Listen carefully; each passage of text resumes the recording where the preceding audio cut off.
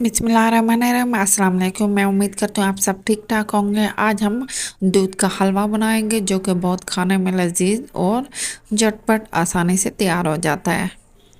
आजकल जिस तरह सर्दियों का मौसम है तो छोटे बच्चे और बड़ों को भी ये हलवा पसंद आएगा। आप ज़रूर बनाइएगा।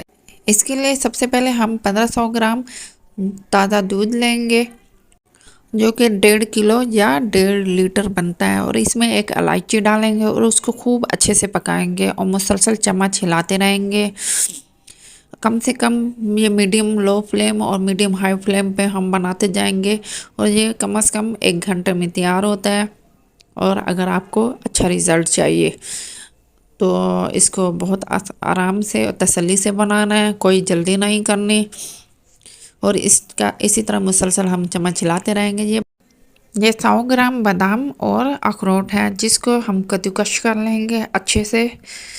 इससे ज़्यादा आपने नहीं डालना, और इसको जब 2-3 बॉयल आ जाए दूध को तो आपने ये डाल देना है और मुसलसल चम्मच हिलाते रहना है, क्योंकि ये दूध चिपकना शुरू हो जाता है, गाढ़ा होने लग जाता है और नीचे पेंदे से चिपकता है।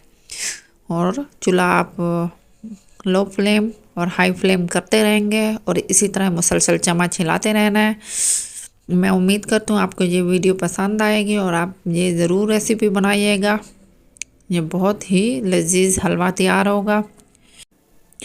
और अगर ये रेसिपी आपको पसंद आए तो लाइक शेयर एंड सब्सक्राइब ज़रूर कीजिएगा। और माशाल्लाह से ये देखें ये तैयार हो गया है तकरीबन। और हम इसमें 1 चम्मच देसी घी डालेंगे और इसको अच्छे से मिक्स कर लेंगे। 1-2 मिनट के बाद अब हम इसमें हाफ कप चीनी डालेंगे। चीनी आप कम से ज़्यादा डाल सकते हैं, ये आप पे डिपेंड करता है आपको कितना मीठा चाहिए। मैंने हाफ कप डाला है। और इसी तरह मुसलसल आपने इस स्टेज पे चम्मच हिलाते रहना है, चूँकि ये बिल्कुल ही चिपक जाता है। माशाल्लाह बहुत अच्छी खुशबू आ रही है और आप ज़रूर बनाइएगा।